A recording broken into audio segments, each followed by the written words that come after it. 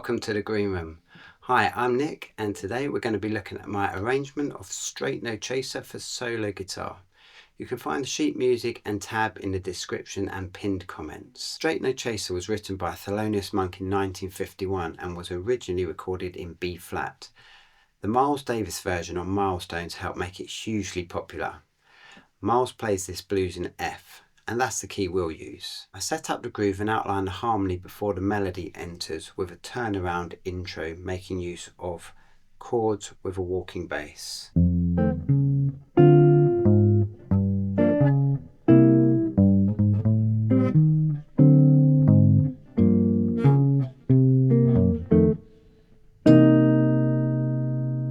We start with an F7, drop 3, followed by a D7 with a sharp 9, a G minor 7 drop 3 version, a C7 which is a drop 2. Then I go to smaller voicings here. I have a shell voicing of an A minor 7, D7, G minor 7, C7 and F7 before adding some tension with a C7 sharp 9. Go through that slowly with the bass line now.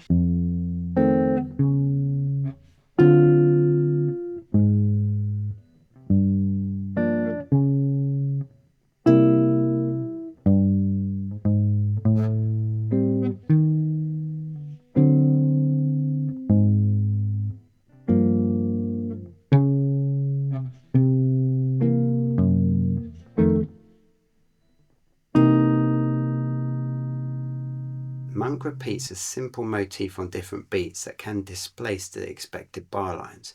This is typical of his angular style. I'll play the melody first so you can see where it lies on the fingerboard. Notice how I use slurs to make the melody more legato and shape the phrasing. If you're getting some value from this lesson, please don't forget to like and subscribe.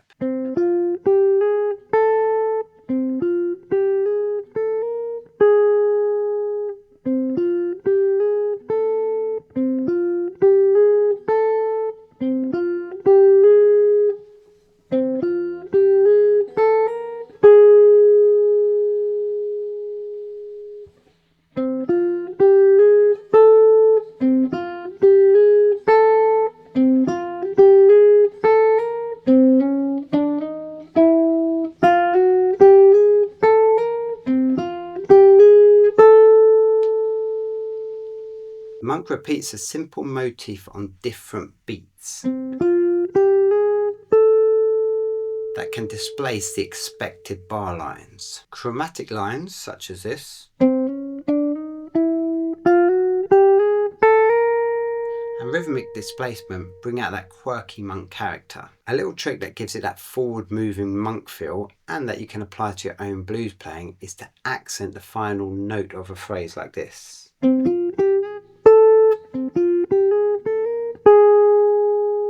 As the melody's busy, I leave space and only add chord stabs where it breathes or on the accents.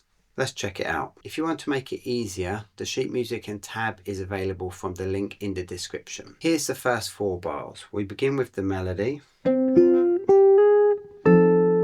F7, up on the 8th fret, B flat 7, fret 6, F7, F7 again,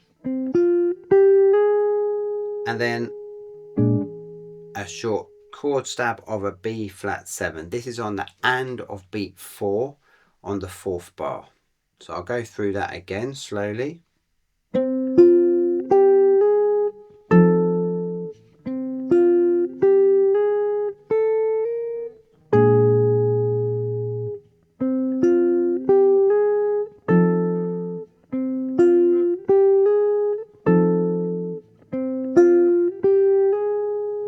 Now we're going to the next 4 bars, bar 5, 6, 7 and 8. We have just the melody to start, so beat 1 is a rest, 1 and 2.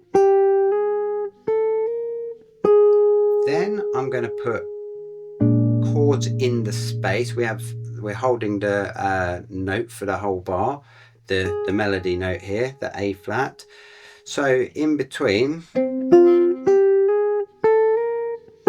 going to go B flat 7. This is just a shell voicing, and then I have a chromatic line here in the bass, but I'm putting chords on top. So B flat 7, then it's a bit of a stretch, but it's a B diminished chord here, and then I'm anticipating the next chord, which is a F7. It's the same shape as that B diminished. However, this chord actually doesn't have an F in it, so I've got the note C, A, which is the third, so we've got the fifth of the F7, the third, and the 7. So no F yet, but it leads nicely. I'll do that again.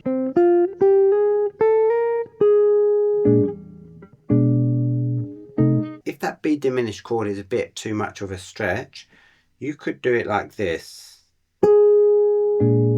B flat 7. Then you could just go move the bass line, so you're playing just the B with a D followed by the F7 chord without the F. So that would be like this. Doesn't sound too different. Let me begin that line again.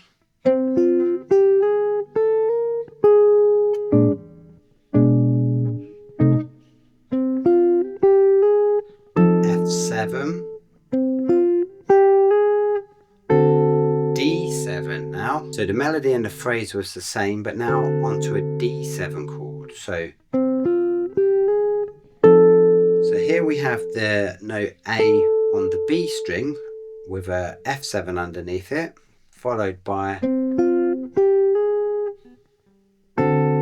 the A is now on the E string with a D7 underneath it. Okay, so let me play the whole of the second line for you, slowly.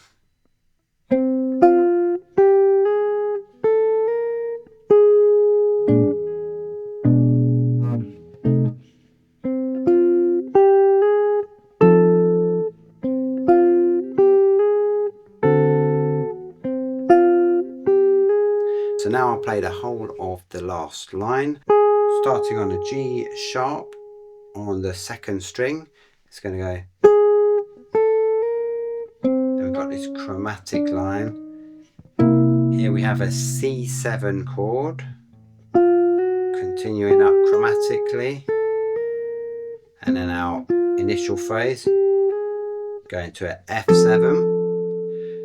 And then to lead it back, I'm going to have a 2-5. So we got a G minor, shell voicing, little bass line, to a C7 sharp 9.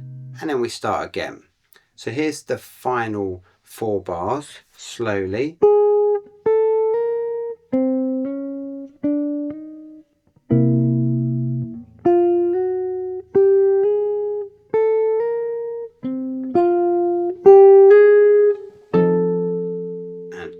To turn it around,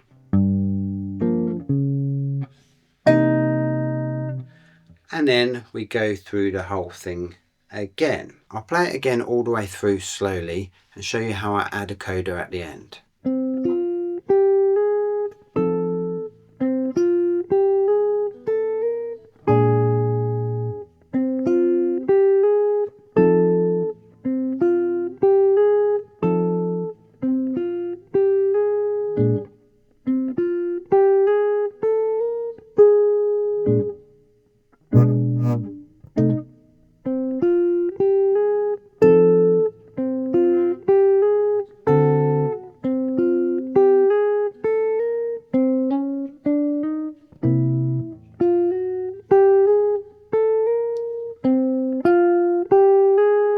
F7,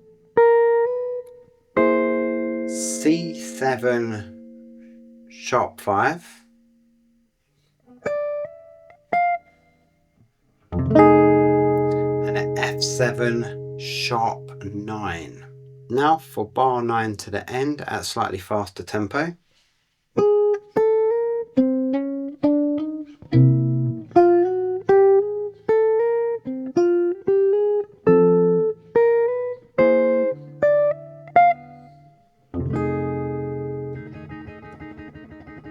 And I like to finish with a tremolo strum using the flesh of my fingertip.